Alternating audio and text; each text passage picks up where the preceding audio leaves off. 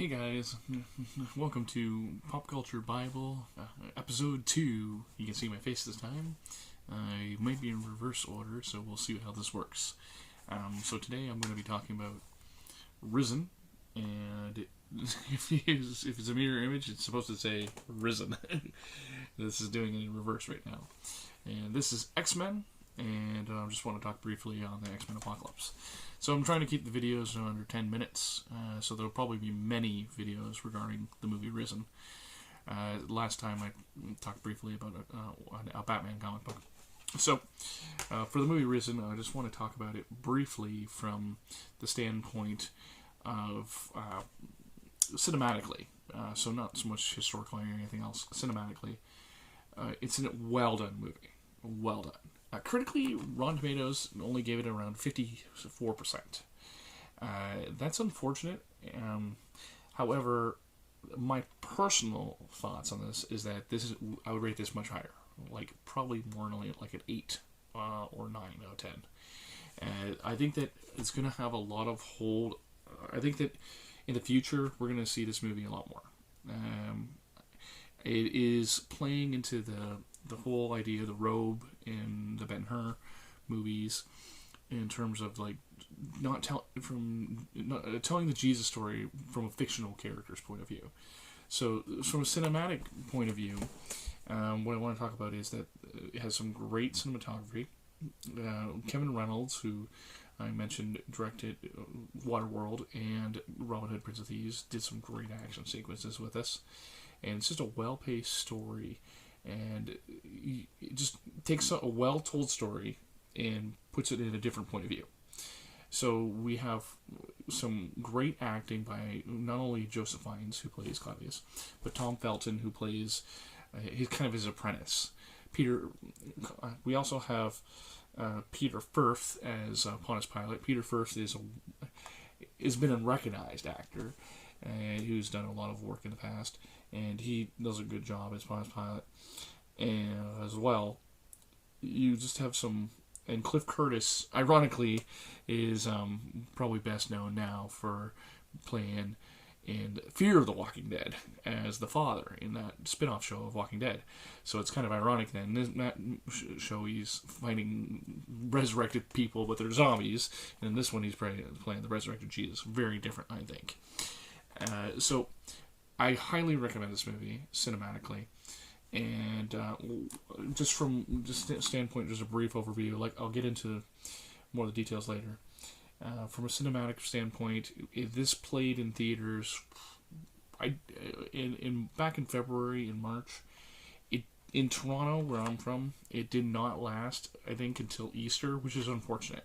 I think that it's unfortunate that this movie was not able to get the kind of traction that Passion of Christ had, especially since it's more of a PG-13 action adventure. I think that maybe that comes from a marketing standpoint and from maybe a lack of controversy of the movie. But I think that in DVD release, my not prophecy, but prediction is that it will do really, really well. Box office wise, this movie did twice its budget. So that was good, considering it had a very small budget of $20 million. Ironically, it was released around the same time as a movie called Gods of Egypt, which was supposed to be just like a Sinbad or a throwback to those old, like, Clash of the Titans type movies. And unfortunately, that movie made about as much money as Risen, but on a $150 million budget. Oops. So, in any case, very great movie. Cinematically, it is one of the best biblical epics since the Passion of Christ. So, spoiler alert, we're going to talk about X-Men. Not the X-Men movie, but X-Men Apocalypse.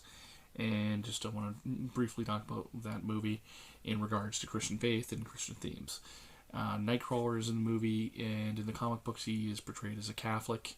And in this movie, he's also portrayed as a Catholic. He has a couple prayers that he prays. But in this movie, it's a little bit more subdued in terms of he's not... In the comic books, he even became a priest at one point. In this movie, it's more subdued in terms of it's just something he prays before he goes into battle. He was a well-done actor. He was also well-done in X-Men 2, in the original franchise. but he's well done in this movie too. He has a cool fight scene against, spoiler alert, Angel. However, one of the, I would say one of the big, in terms of a movie experience, I'm not trying to judge it theologically or anything like that. From a cinematic experience for X-Men, the movie's called X-Men Apocalypse, and it never feels like the end of the world. I think that they missed out on an opportunity to really sort of use biblical themes in terms of the end of the world. And Bryan Singer has done this before. The director, Bryan Singer, did this with Superman Returns, using Jesus as a Superman allegory. With this one, he alludes in the beginning that Apocalypse has followers. There's a cult that follows him. That's an awesome sequence in the beginning. But then in the present day, I guess he has like 20 followers, and those people are never seen again after he's resurrected. He never goes to them. He never interacts with them. And that makes no sense to me. And pretty much when he does pick the Fourth Horseman Apocalypse, it's almost like I choose you, Pikachu. It's just randomness, and there's no sense of... There's a comparison people made jokingly online that he is Ivan Ooze, like from the very first Mighty Morphin Power Ranger movie that came out back in the early 90s. And pretty much I would agree, except that Ivan Ooze actually like created henchmen, and in this one he kind of creates henchmen, and so ironically there's some he's just really, I want to destroy the world. And I think that considering in the movie he claims to even call himself Elohim, which is another Hebrew name for God, I think that it's unfortunate that they didn't take that opportunity to really play into this idea that what if you have a mutant who claims to be God in the modern day, and, or at least in this movie, which takes place supposedly in the 1980s for some reason. How would people react to that idea that this mutant guy calling himself God? This is never played up at all. The Four Horsemen Apocalypse are... I'm not theologically objecting to the fact that they don't play into the same as in the Bible, the Four Horsemen Apocalypse, but there's no characterization of these people. They kind of like, as soon as kind of Apocalypse chooses them and says, I choose you, and they're kind of like, at that point, they're just another henchman number 1, henchman number 2, henchman number 3. And there's no personality to them or sense of drama, with the exception, of course, of Magneto, who like was bouncing back and forth, bouncing back and forth. And so from a cinematic point of view, I thought that X-Men Apocalypse, it's a fun movie. I give it a 6 out of 10 as a movie. But from a spiritual sense, don't overthink it. I wouldn't go into the movie looking for like, oh, what a wonderful allegory of the apocalypse or end times. If you want something great like that with superheroes, I'll recommend Kingdom Come, and it's a comic book story with the DC superheroes, and I'll get into that in our podcast. But X-Men Apocalypse, just go enjoy the flick. Don't overthink it. It's meant to just be fun.